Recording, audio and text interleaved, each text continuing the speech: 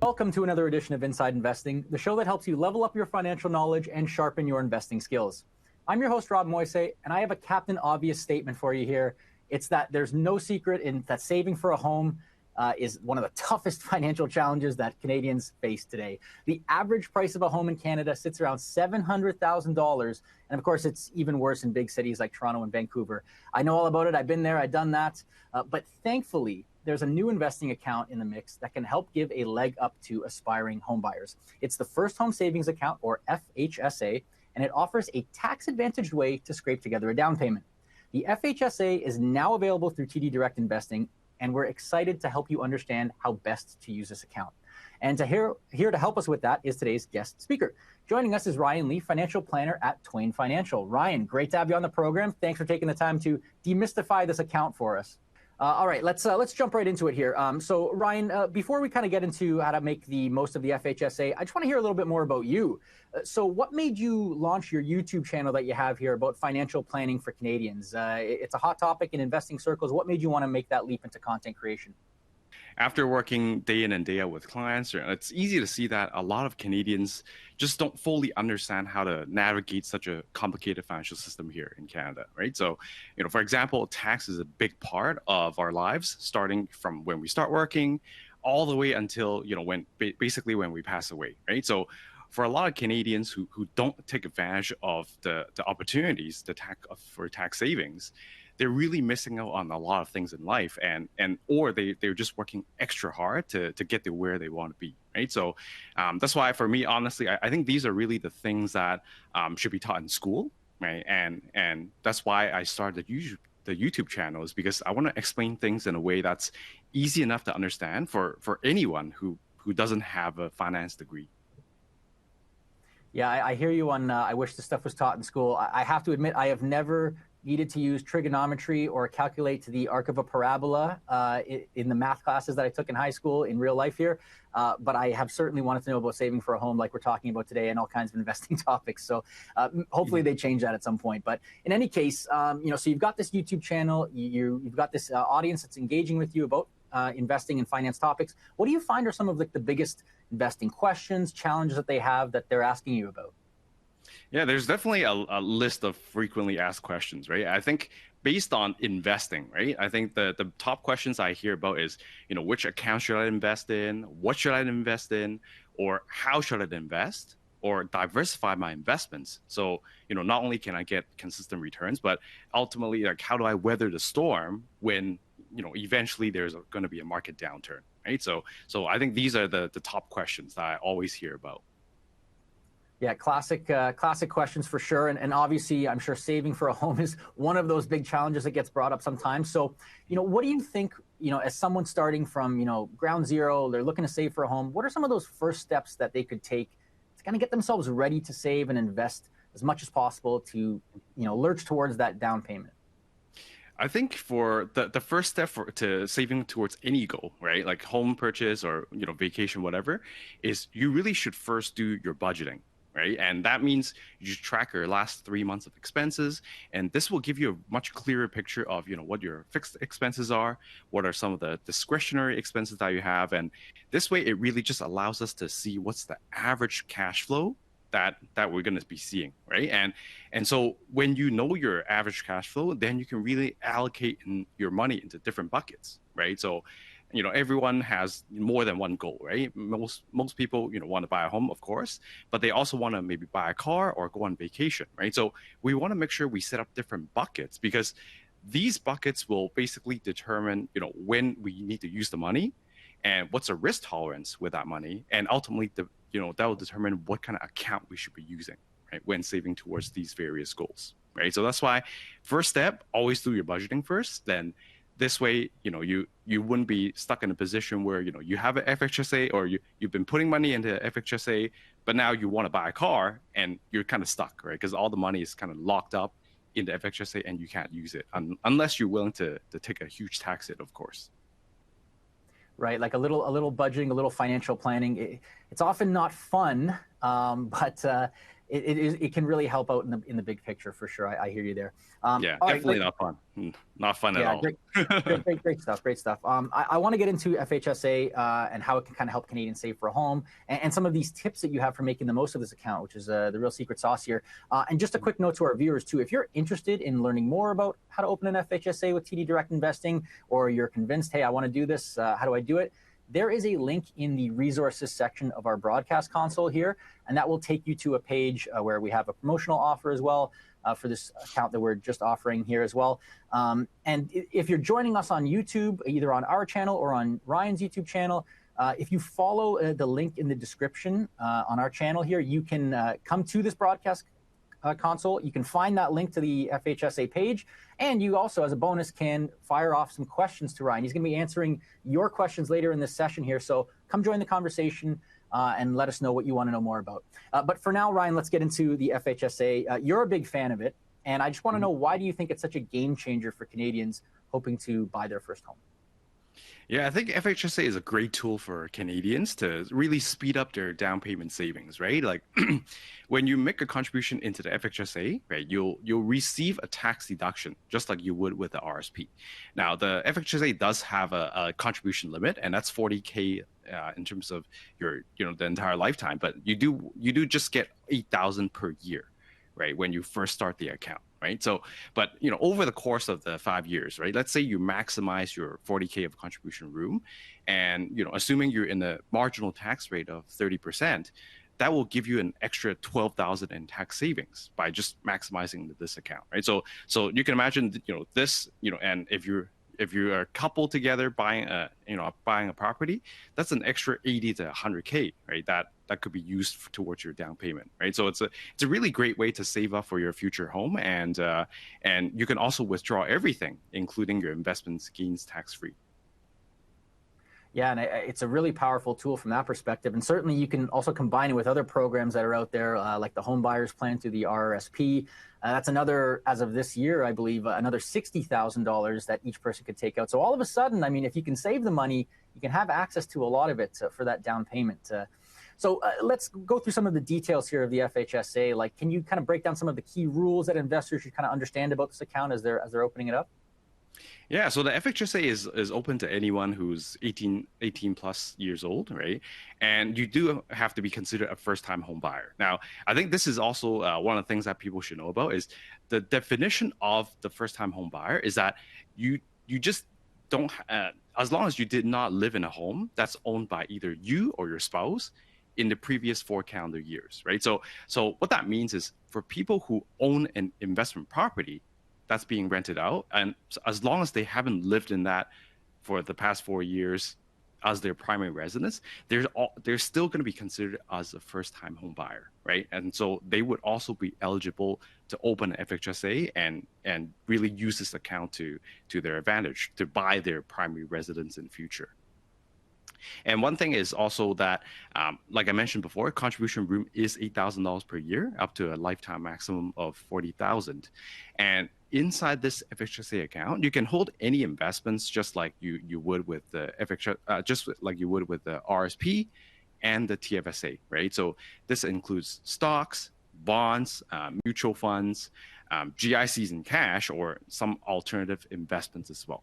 Right. So I would say FHSA is really a hybrid between the TFSA and the RRSP, because it's really designed in a way that, it can help first-time home buyers to save their home purchase, to save for their home. And because the contributions is going to be tax deductible, first of all, right? Just like the RRSP. And the best part is the money inside can grow tax-free, and you can withdraw it out tax-free as well. Right, just like the TFSA, right? So this is why a lot of times when clients ask me, hey, which account should I save into first when I'm saving for our first home? My answer is, there's a couple of follow-up questions, of course, but most of the time it ends up being, FHSA is probably going to be the best account you should be using. Okay.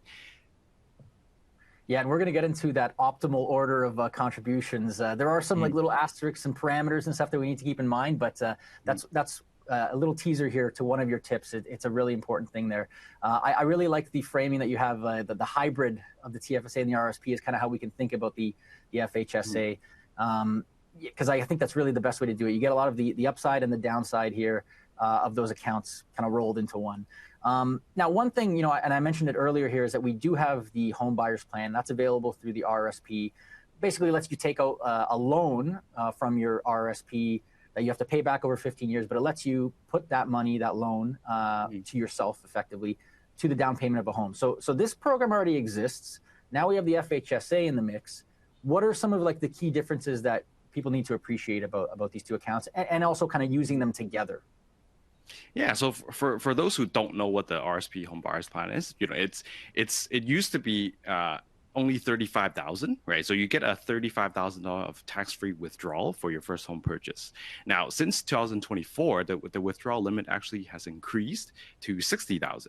Now, the one thing that we need to be aware of is it does require us to repay into our account over 15 years, starting in the 5th year after we purchase our home, right? So the government is basically saying, we do want you to save towards your retirement still, right? But we'll give you about 5 years to, get used to the mortgage payments and stuff, and then you should, restart your retirement savings, right?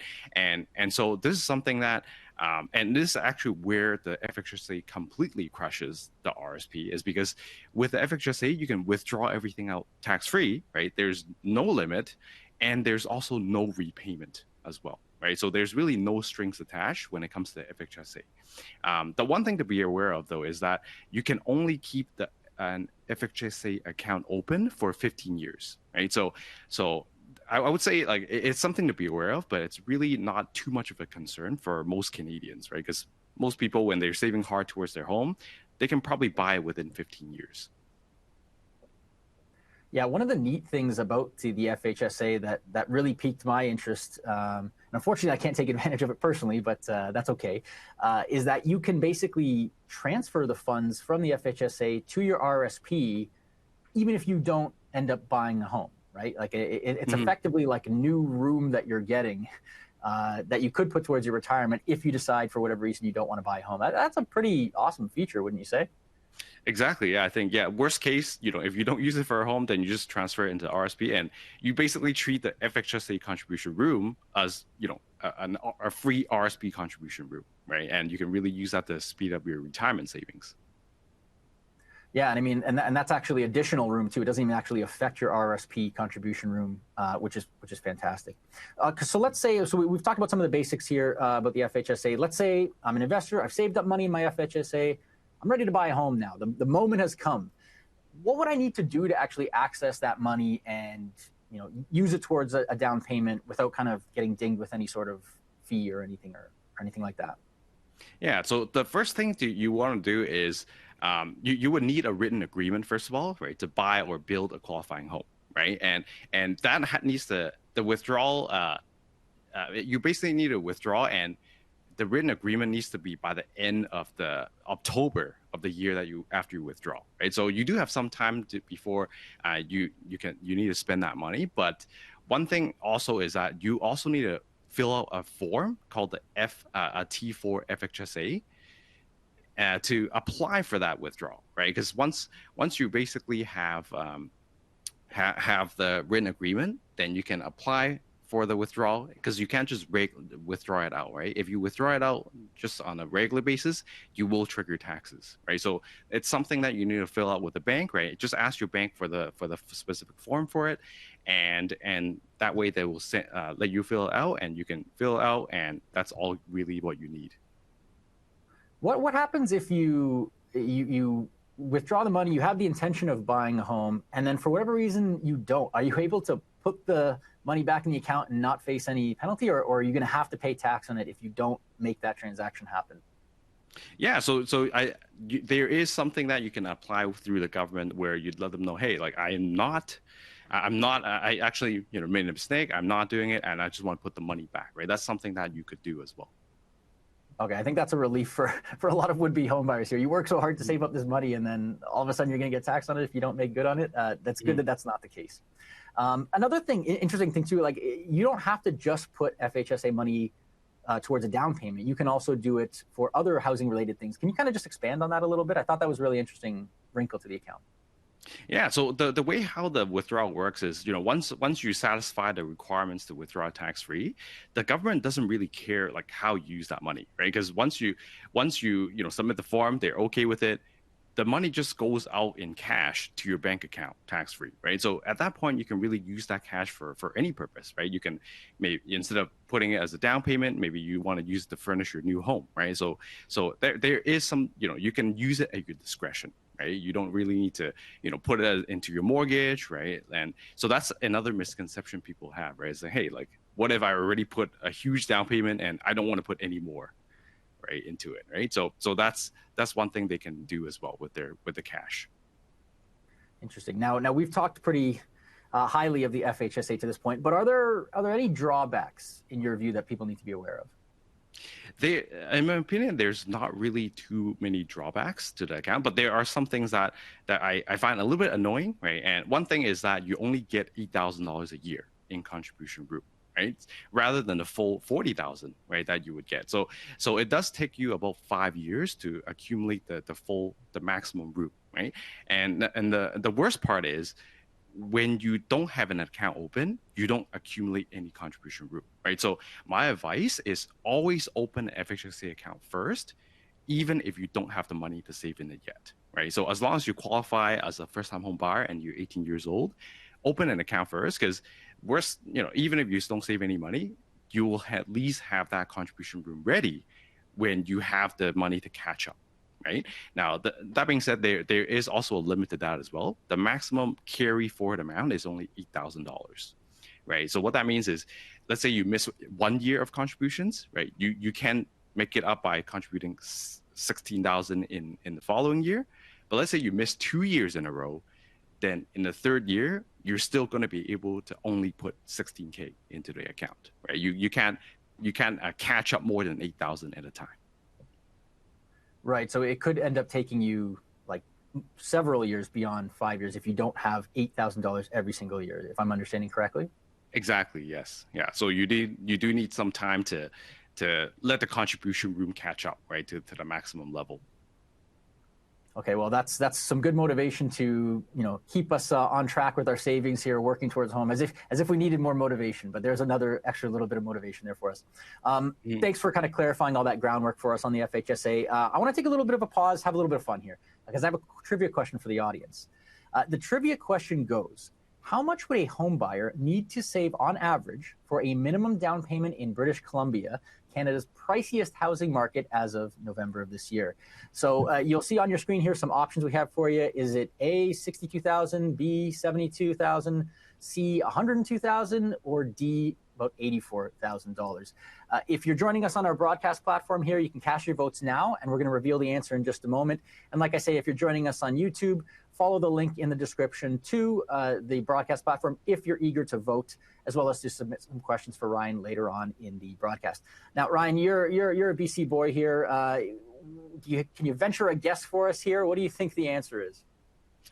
I think it's probably around 70,000, right? So I'm going to go with B.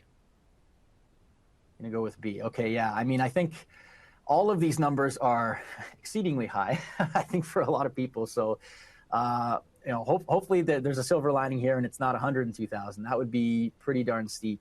Yeah, I think it would be for Vancouver. For people in Metro Vancouver, probably C. Right, yeah, because again, that's a good point of clarification, because we are talking British Columbia here as a whole, which is generally expensive in a lot of, the southern regions, of course. But yeah, maybe the average is a little bit weighed down by some of the northern towns and cities and stuff like that. So we're gonna answer in just a moment here. But one thing I just kind of wanted to pick your brain about here is, do you think that we're talking about minimum down payment here, which would be like 5%? Do you think that generally speaking, people, at least in your experience, tend to put down more than 5%? And what's the benefit of doing that, if so? Yeah, I think most people try to put down 20% down payment, right? Just because, like, when you have less than 20%, you do need to buy additional mortgage insurance, right? And that will add to the monthly cost, right? And of course, with a bigger down payment, your monthly your monthly payments is going to be more affordable, right? I think that should be the number one thing people should be focusing on when they buy a home is how affordable is it, right? Once I buy a home, is it going to affect my lifestyle, right? Or am I going to be a house slave, right? And just, go paycheck to paycheck just to pay my mortgage bill, right? So I think definitely that's something that people should know about. Yeah, I mean, ultimately, we want to buy a home to improve the quality of our life, not be chained to it, basically, right? So, Mhm. yeah. Well, here's hoping that the answer is not actually C, $102,000, because that would be a heck of a lot of money if you were wanting to put down 20% here instead of the minimum 5%. I think we've given our audience enough time to vote here. Let's thanks to everybody who voted. Let's see what our audience thinks the answer is. So just looking at my screen here, I can see that most people thought 60% think it's 102,000. Oh, you guys are glutton for punishment here. And then we kind of had a split between 62 and 72. Well, I do have a little bit of a silver lining here, folks. It is not $102,000, thankfully. A little bit of cold comfort here, maybe, but the answer is actually about $72,000, like you were saying, Ryan. That's according to an analysis by NerdWallet of pricing data provided by the BC Real Estate Association. Ontario was next in line with an average minimum down payment of about $62,000. If you're looking for cheap accommodations, Newfoundland is the cheapest place to go. It was the minimum payment there about $16,000. Although I do hear that if you live in Newfoundland, you have to drink, screech, and kiss fish from time to time. I don't know if people want to sign up for that. I don't know, Ryan, does that sound good to you? I don't know. I like where I am in Vancouver, even though things are super expensive here. Yeah, there are certain advantages there. Okay. All right, great, fantastic stuff. Thank you to all who voted. Let's get back to our conversation here. We've gone through some of the basics here. Now let's get to those top tips about using the FHSA that you have here. And we kind of already touched on it a little bit here, but that first tip being just to open the FHSA as soon as possible, even if you aren't looking to buy a home anytime soon. I think some people might be a little bit confused by that. Can you just walk us through your reasoning again? Why would somebody want to open it as soon as possible? So the main thing is when you open an FHSA account, you will start getting the contribution room, like I mentioned, right? So if you don't open it, for example, like right now it's December, right? So if you don't have an account yet, I would suggest you open one right away, because if you pass the December 31st deadline, then let's say, for example, next year you want to really become serious and saving towards your down payment, and you have 16,000 ready to go. If you open an account next year, you can't put in 16K, right? You'll be limited to only $8,000, right? So it's really just and a lot of accounts out there you can open without putting any contributions as well, right? You can just open an account and there's no fees, and you just have an account open so that you accumulate that contribution group, right? But of course, if you have some savings aside and you don't really have any use for it besides saving for your down payment, and you don't mind being having it locked up for the home purchase, then you should go ahead and actually contribute some money inside, right? But at the very least, open an account first, right? So at least you will start accumulating the room, right? And if you are investing with it, then you will benefit from the compound interest, right? That you invest early on as well. Yeah, I mean, compound interest, I believe they call it the eighth wonder of the world. It can be a very powerful thing, particularly over longer periods of time. Mm-hmm. So yeah, I guess even if you're not totally certain, do I want to own a home or do I not want to, there's not really a ton of downside. Because again, like we were talking about, you can just roll that FHSA contribution and growth into your RRSP anyway, and hey, it's retirement money for you there. One thing I wanted to ask you about was, I could see a lot of parents wanting to get their child to open this. And maybe their child's 18 years old or 19 years old or something like that. They aren't really making a lot of income at this point, but the parent wants to help them save for down payment. Like, does it make sense in that situation to open an FHSA, or do you wait a little bit longer at least? I think it follows the same logic, right? Where if the child is qualified to open an FHSA account, you should do so as well, right? Even if you don't plan to save any money for them yet, right? And of course, if you have money for saving for their down payment, then yeah, you can give them some money, put it in their FHSA account, and so they would get a tax deduction. But one thing I would be aware of is make sure you carry that tax deduction forward, right? Because if they're 18 years old, chances are their income is not going to be that high, right? And most likely it's going to be under 15,000, which is the threshold where you can still claim everything and don't pay any tax on it, right? So if they are less than 15,000, make sure to carry that amount forward, right? So that when they do start working full time, they can use that tax deduction and really get a bigger tax refund, right? But at the very least, opening an account and putting money inside, it does allow them to grow that money tax free, right? And so that will really help them compound the money faster. Okay, so parents, some words of wisdom there for you, and maybe encourage your child to open up that account before the December 31st cutoff. Get that extra contribution while you still can, rather than having to wait the full calendar year for the next round. Okay, Ryan, so your second tip here is to prioritize contributions to an FHSA first, then an RRSP, then a TFSA, if you're someone looking to buy a pre-built home. So can you walk us through the thinking in that optimal order? Yeah, I think the key thing to pay attention here is if you're looking to buy a pre-built home, right? And the reason for that is because a lot of times, especially now, things are so expensive, and we want to want to get our foot in the door, and so a lot of people would start considering buying a pre-sale home, right? So it's these homes that have not been constructed yet, right? And usually you put a deposit, maybe 10% to 15%, and then you wait a couple more years before it completes building. Now, when we want to make that deposit, right? When we want to make the deposit for a pre-sale home, that actually doesn't qualify for the tax-free withdrawal, right? So that's why we want to make the distinction here is, are we leaning more towards buying a pre-built home in the future? Or are we leaning towards buying a pre-sale, right? Because if you're looking for a pre-sale, then this order might not be optimal, right? But for someone who's looking to buy a pre-built home, then for sure this way is probably going to be the fastest way to get to a maximum down payment amount, right? Because with FHSA, right, you should prioritize that because we do get the tax deduction, like we mentioned, and we can also withdraw that money out tax-free without any repayments. Right, so that's the main reason why I want to do FHSA first, right? Because there's no strings attached. Now, with the tax deduction and of course the tax refund money, we can consider either reinvesting that into the FHSA, or if we already maximized the $8,000 room that year, we can use that to put it into our RRSP instead, right? So RRSP, same thing. It'll give us a tax deduction again, and that will also mean extra tax refunds. Right, so this way it'll really help us snowball everything right into tax savings, investment growth, and finally, once you maximize the FHSA and the RSP right up to $60,000, then you can focus on your TFSA for whatever amount remaining that you want to put towards your home. Mm-hmm. Right. Okay. Yeah. It would only kind of make sense to do RSP up until that 60,000 home buyers plan limit that you can withdraw for the home, and then anything else is TFSA, right? Exactly. Yes. Okay. Yeah. So that's for like a pre-built home, but yeah, like you mentioned, there's that wrinkle that you can't put the FHSA money towards the initial deposit. So that kind of brings us to the pre-construction. So what about if I want to buy a pre-construction home? How does that change that optimal order in your mind of contributions to the various accounts?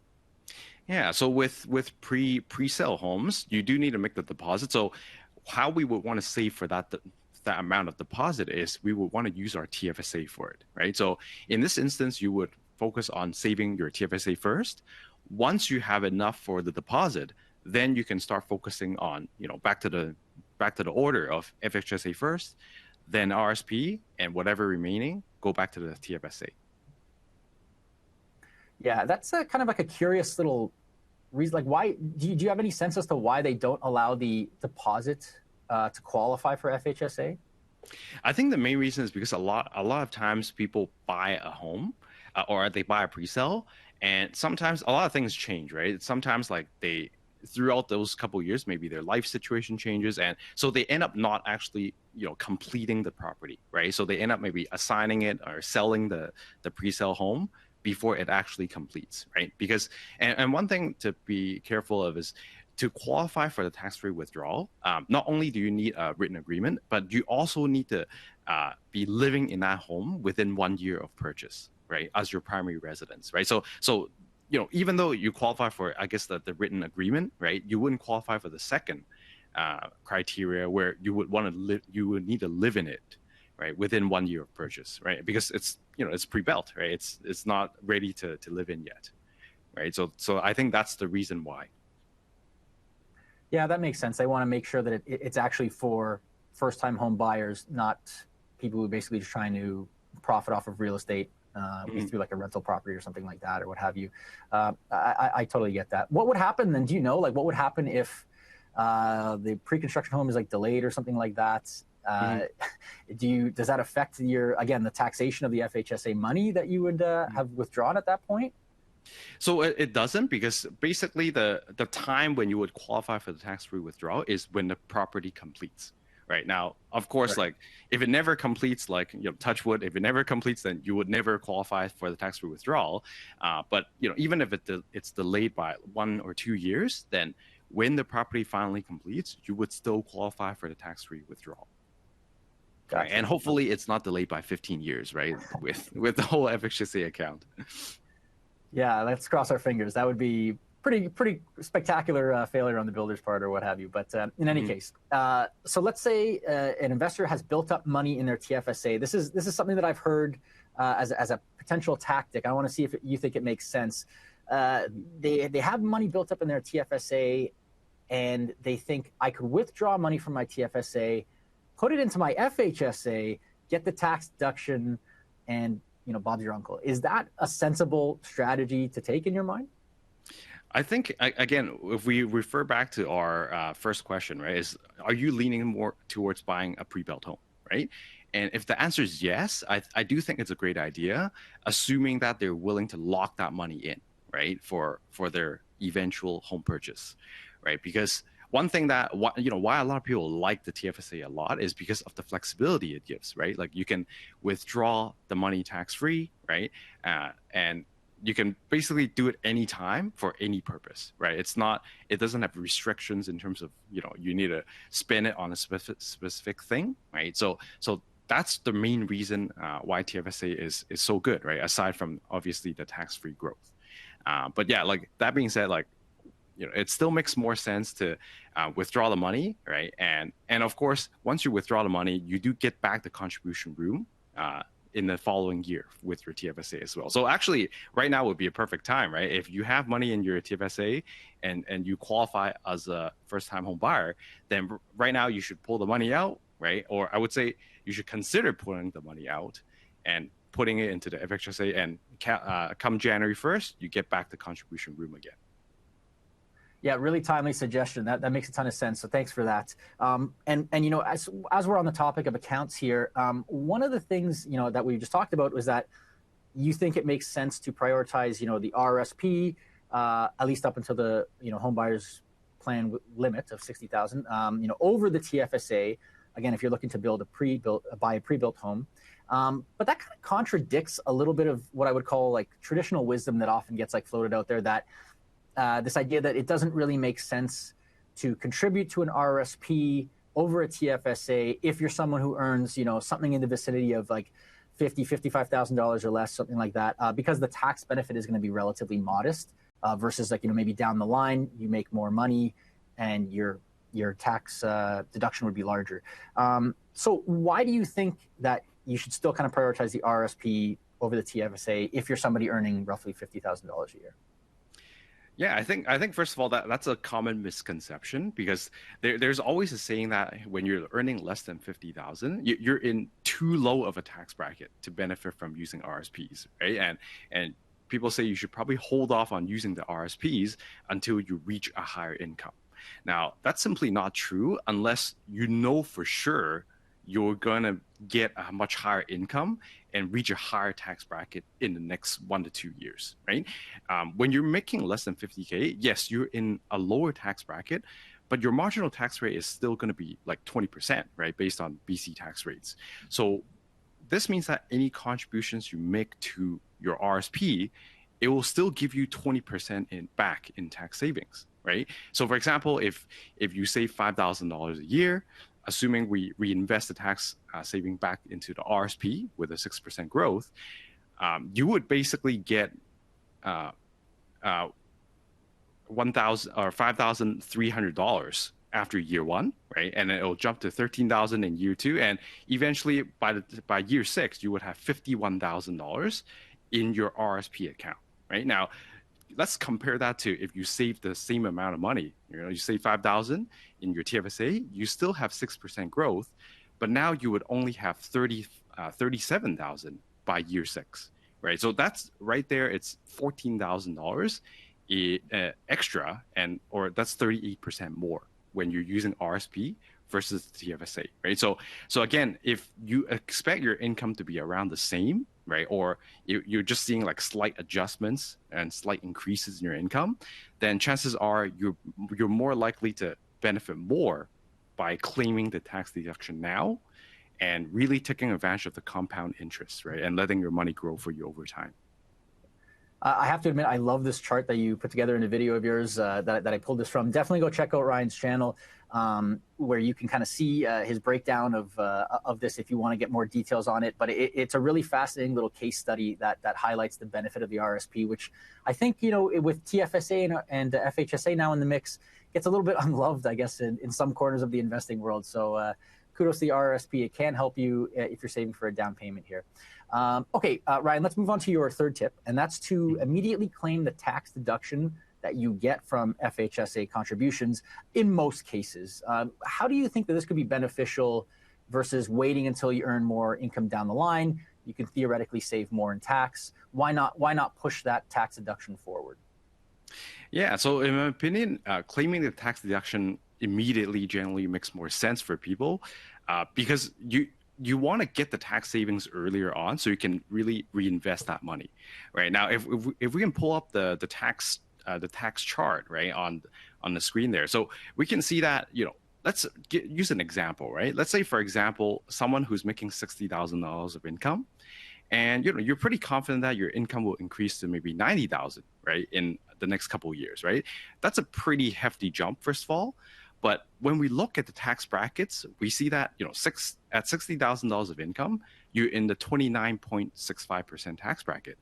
But when you hit 90,000 of income, you're actually still in the exact same tax bracket, right? So this means that when you delay your tax deduction, it's actually going to make no difference in terms of your tax savings, right? You're going to get the same amount of money back, but you basically just delay that by 3 years, right? Or however long it takes you to hit that higher income, right? So that's lost opportunity right there that you could have received the tax refunds earlier, and even reinvesting it back into your FHSA or your RSP to really snowball that tax savings for yourself.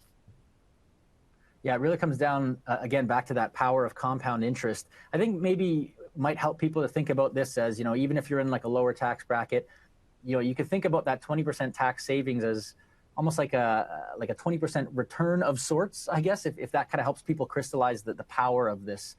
You're getting it that much earlier, you let it compound, and that can, like you say, snowball pretty quickly. Okay, let's move on to your fourth tip. This is an interesting one and perhaps a little bit controversial. We'll get to the reason why. But your fourth tip here is to avoid holding highly speculative investments.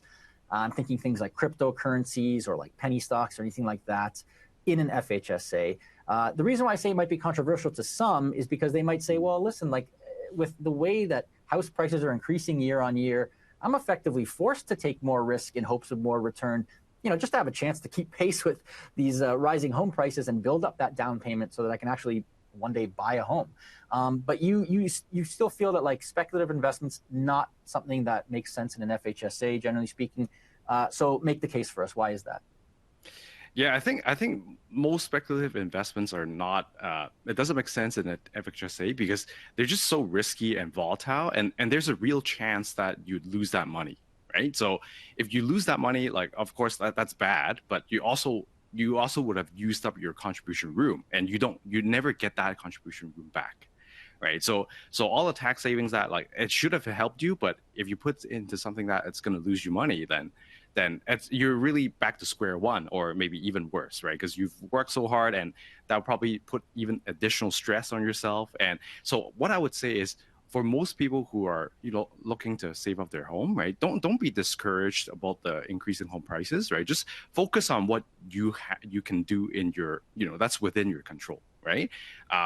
instead of trying to gamble your money with risky investments, right? Really just focus on how do I make sure I save up in the most tax efficient way as possible, and how do I invest in a way that I can have consistent growth, and even if the market has a downturn, I can recover from that, right?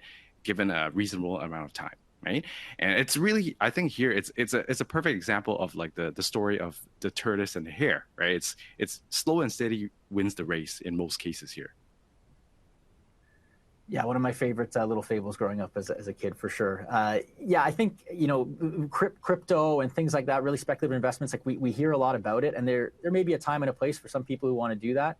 But to your point, if you lose that precious contribution room in something that goes bust, that is a really big hit to take. That said, I can still hear, you know, some folks in the peanut gallery saying, okay, well, I feel like I need to take some risk, maybe let's say equity risk, to try to grow my money for a down payment. So what sort of investments in that vein do you think could make sense for somebody who's comfortable taking some risk, but, you know, not going crazy with it? Yeah, I think for the average investor, it makes more sense to aim for, like I said, a more steadier and more consistent growth. And you can really do that with investments like diversified equity ETFs or mutual funds, right?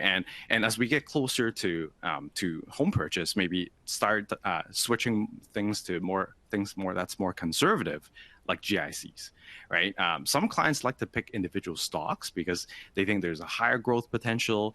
And personally, I have some money in individual stocks as well, but I would only advise a small amount when it comes to like picking stocks, you know, out compared to my overall portfolio, because I really consider this as more of a play money.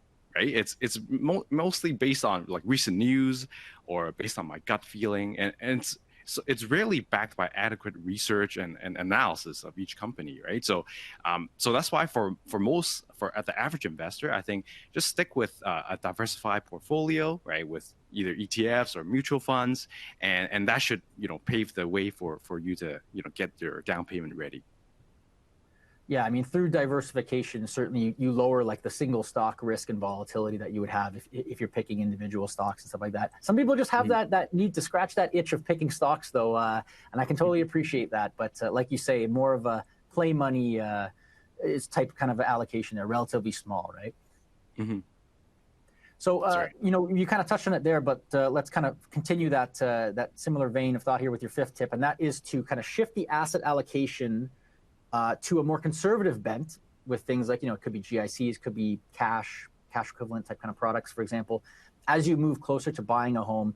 Why do you feel that makes sense? Because I mean, you know, the rate of home price appreciation is probably going to stay roughly the same, you know, in most years. So it's like you're slowing down your earning potential as you get closer to the home. Why would that make sense in your mind?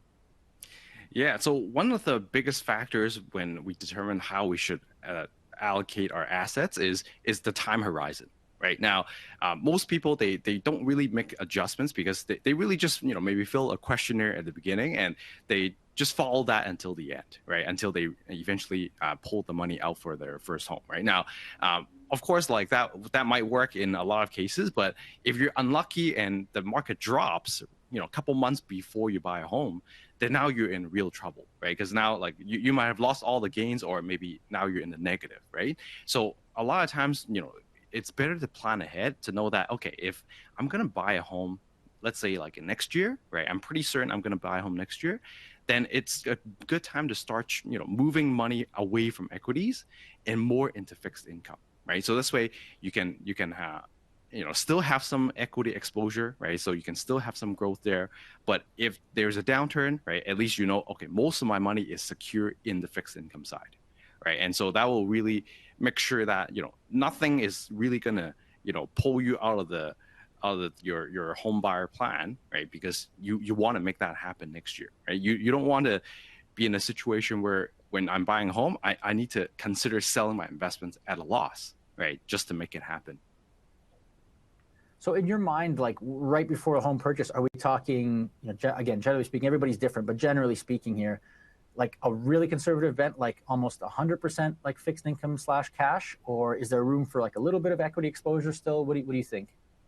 I do think you can still keep some equity exposure, right? I would say, it doesn't need to be like a instant thing also, right? It can be something that's gradual, right? Like for example, let's say you're maybe 2 years in, right? Maybe, let's say you start from like 60% equity and 40% fixed income. Maybe you want to start moving to, something closer to, 40% equity and 60% fixed income, right? And then as you get closer and closer, now you want to maybe have 20% equity and then 80% fixed income, right? So you can do a gradual adjustment that way to make sure that you're getting yourself prepared for that home purchase.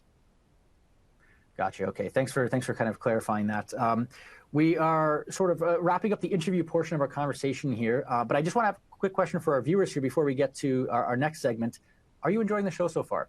If you are, make sure to subscribe to TD Direct Investing YouTube channel. And if there's a topic you'd like to learn more about, let us know in the comments either on YouTube or here today in our broadcast platform. You can also follow us, of course, on Instagram at TD_Direct Investing. You can get a sneak peek at some of the upcoming shows we have planned, as well as a whole bunch of other educational content that's going to level up your investing knowledge. It's definitely worth a fun checking out. There's a lot of fun content on there. Highly recommend it. Okay, so we've heard a lot of interesting perspectives on the show, Ryan. And so I wanted to bounce some of the ideas that we've heard in the past to see if you kind of disagree or agree or what have you. So how does that sound? Are you ready for it? Yeah, let's go. All right. Our first one, this first idea, it comes from our DIY investor, Joy Yang, who's joined us before. And she kind of shared her experience saving for a down payment through the stock market crash of 2020. Let's hear what she experienced there. I was like super freaked out. But again, went online, see what other people were saying. And they're saying, stocks are on sale, ETFs are on sale, you should buy. But I was super risk averse. And I have no idea how long it takes for a stock market crash to bounce back. I had no idea about anything. So I did kind of, put a little bit of money into some dividend stocks, some ETFs, but I kind of didn't want to dabble too much into what looked risky to me. And I'm very sad for not, buying more when the stock market crashed. Okay, so Joy, feeling a little bit of lack of buyer's remorse, I suppose, here. She wished she had sort of bought the dip, so to speak, on that market crash as she was saving for a home. What do you think about that idea, Ryan? Is it better to kind of just stick to your plan, play it safe, perhaps with a more conservative allocation, or do you double down on what seems to be an opportunity in equities after a big stock market crash? What do you think? Yeah, I think, everyone at some point would have had that same feeling, right? It's, hey, I saw the market crash, I had that feeling that I should be buying in, but I didn't buy enough, right? So I think when it comes to buying the dip, it's often a good idea if you don't need to use the money for at least 2 to 3 years, right? And this is mainly because when we look at historical data, the market takes on average 2 years to recover from a crash, right? So, and the thing is, because we don't know when the timing is, for example, when you buy into the dip, is it actually the bottom of the dip? Or is it going to go even further down and it'll maybe take some time to hit the bottom, right? So the timeline is really for you to make sure that you have enough time on your side so you can wait for the market to recover, right? Otherwise, if you need to use the money before the market has recovered, enough, then you will need to be you need to sell your investment at a loss, right? Which again is not a good idea, right? Another thing I would say you want to make sure is you don't go beyond your risk tolerance, right? Buying a dip is good, but make sure you don't go beyond your risk tolerance just because you want to take advantage of it, right? And of course, I do want to remind all investors as well that we shouldn't try to time the market or try to wait for a dip before investing, right? If you have money that's being put aside for a specific goal, it should really be invested right away according to your risk tolerance and your time horizon, right, of when you want to use that money. Because the person who continues to stay invested will always beat the person who tries to time the market, right? Because it's not just the stock market, right? You've probably heard of stories where people talk about, hey, the housing market's going to crash, right? So I'm going to hold off first, right? And then maybe wait a couple years, right? And at the end of the day, they'll always see, hey, it's already gone way up, right? And now the prices is out of my budget, right? So it's the same idea here. Okay, so what I'm hearing here is a lot of level-headed thinking during a time that could be very emotional for a lot of investors here. So thank you for your perspective on that. Really appreciate it. We have one more idea here. This one comes from Jonathan Needham from TD Asset Management. He is saying that diversification is absolutely crucial to investors who want to invest in equities as they save for a home, as we were just discussing. So let's hear what he has to say. But if you are going to take, a heavier equity bet, at least make sure you're taking advantage of that diversification free lunch, not even just from an asset class perspective, but even within your equity bucket. Try not to, I'll say make a concentrated bet on a small number of securities. Make sure you're diversifying that as well, both from a geography perspective, a sector perspective. That's extremely important.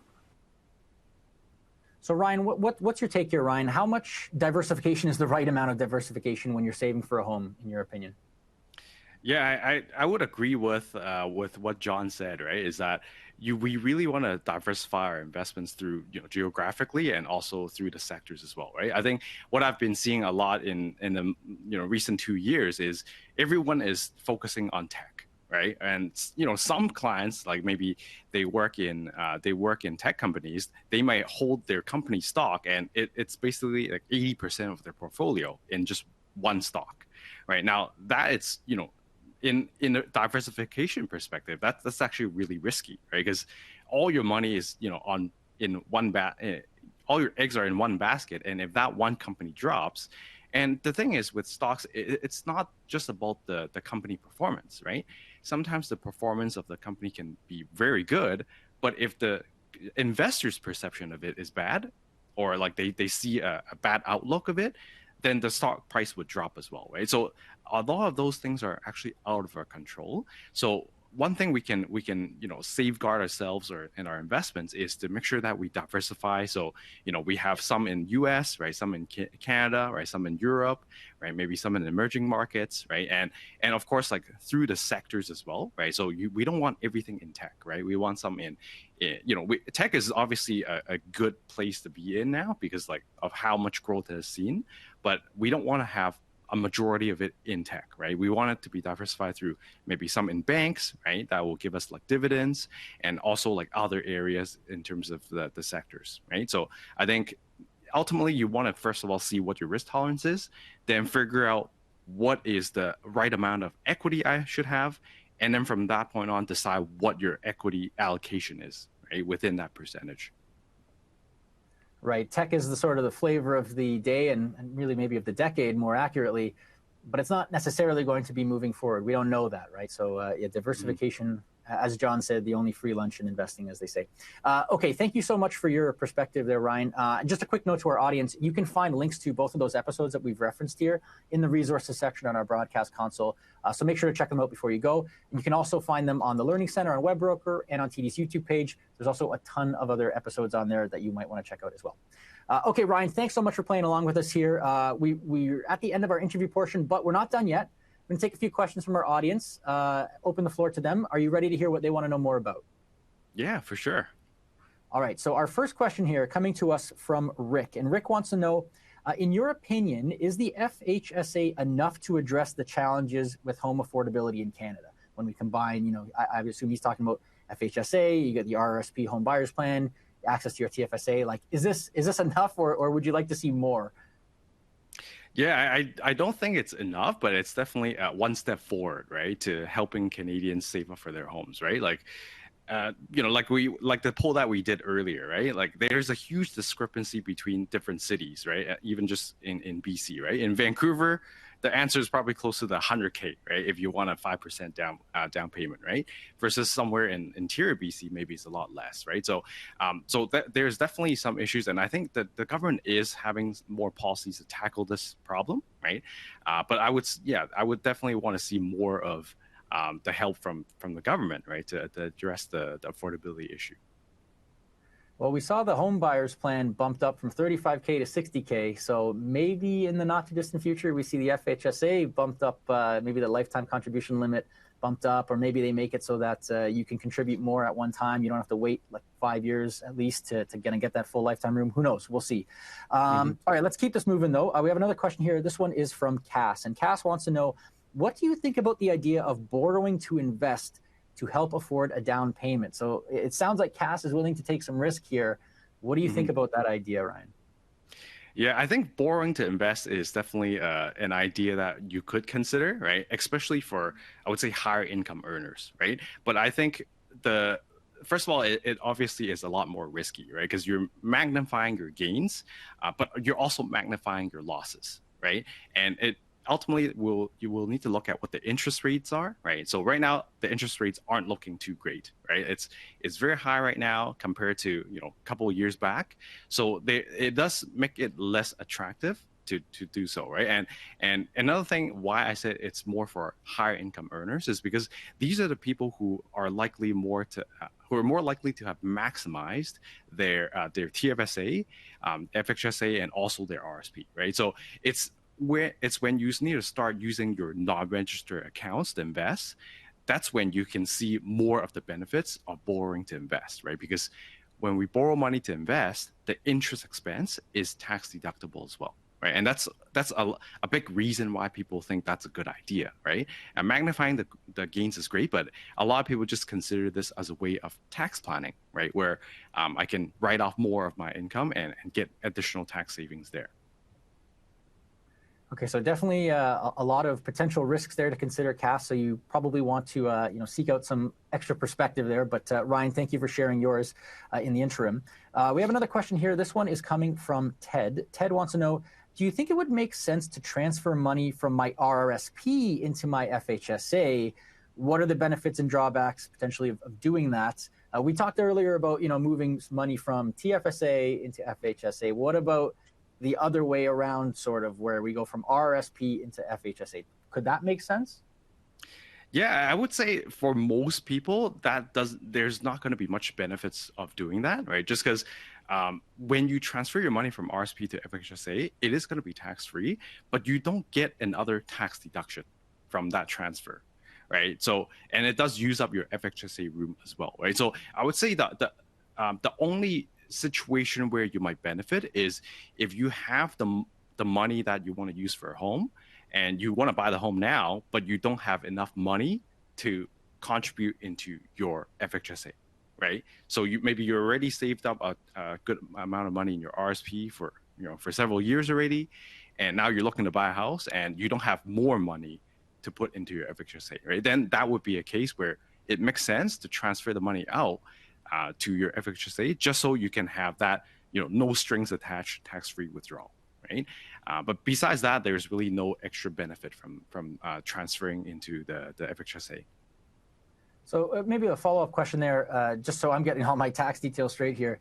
If they were to withdraw from their RRSP, they're withdrawing early, they're going to take a tax hit on that. If they put in the FHSA, do they get the tax deduction back, basically, or does it not work that way?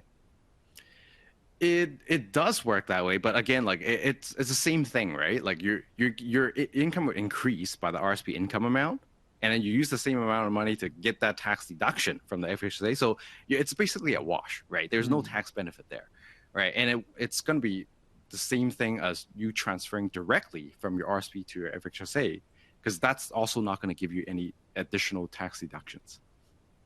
Gotcha. Okay. Thanks for sorting that out for me here. I think we have time for one more. This one coming to us from Hans. Hans wants to know, can you clarify the process of withdrawing money from my FHSA to buy a home? Like, so what documents would I need to show? What forms do I have to fill out? You briefly touched on this, but maybe you can just expand on that and clarify that for Hans. Yeah. So when you buy your home, right, you'll have like a purchase contract, right, or a sales contract. So that by itself is enough to let the government know that, hey, I'm going to buy a home, right? And what happens is when you have that document ready, then you can go ask your investment platform or your bank and tell them, hey, I'm looking to make the tax-free withdrawal for purchasing my first home, right? And can you give me the relevant documents to complete so I can withdraw that money out tax-free, right? What you don't want to do is, just pull the money out by yourself. And I think in a lot of cases, they don't allow you to do that either, right? So you do need to probably go through someone and, ask them for the specific form to fill out before you make that withdrawal, right? Because once you make that withdrawal, then they will send the relevant tax forms to the government to let them know that, hey, this person withdrew the money out tax-free, but they did qualify, right, for as the first-time home buyer, right? So it should be tax-free for them, right? And so when it comes tax time, you'll receive a T4 FHSA slip that you need to report on your tax return, right? So that's when usually the government would see, oh, like this person has bought a property now, and they may or may not ask you for documentation, right? And if they do ask you for documentation, that's where the purchase agreement comes in, right? Where you just send them a copy of your purchase agreement, and they're usually happy to leave it at that. Okay, so it sounds like at least there's going to be somebody to kind of walk you through the process a little bit here as far as like forms and stuff like that. So that's good to know. I think that's all the time we have for the Q&A. So thank you so much for sharing your perspective there, Ryan. Really appreciate it. Just before we go, do you have any maybe final thoughts or anything like that that you want to share with the audience, and maybe let them know where they can find out more about you and the work that you do as well? Yeah, so I think lastly, I just want to remind everyone to open an FHSA account right before the year end, right? So that way you can really speed up your contribution room accumulation, right? And so at least the room is ready when you have money to put into it. And where you can find me is I do have a YouTube channel, right? That I share different investment tips or financial strategies that to help Canadians really save on their taxes and save for their goals faster, right? So you can find me at Twain Ryan Lee, right? That's my YouTube channel, and yeah, like that's if you want to learn more and continue your financial knowledge journey, right? Find me there, and yeah, if you have any specific questions, feel free to reach out to me via email as well. Awesome stuff. Yeah, we actually have links to both your website and your YouTube channel in the resources section of our broadcast platform here. So folks, please check it out if you want to learn more about Ryan and the work that he does. I will say some fantastic videos on your YouTube channel. I certainly learned a lot. I imagine others will as well. Thank you so much for joining us, Ryan, and thank you to everybody in the audience for tuning in today. Again, if you want to open up an FHSA with TD Direct Investing, you can now do that.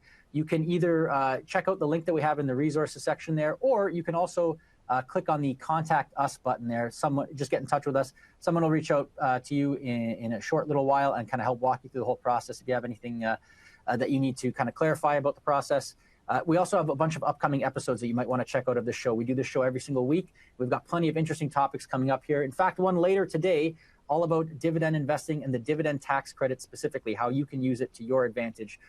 So make sure to tune in for that one as well, and check out some of the other episodes that we have coming up here. So again, thank you, Ryan, and thank you everybody in the audience. Really appreciate you tuning in. Hope you got a lot out of this one, and we hope to see you all next time. Have a good day.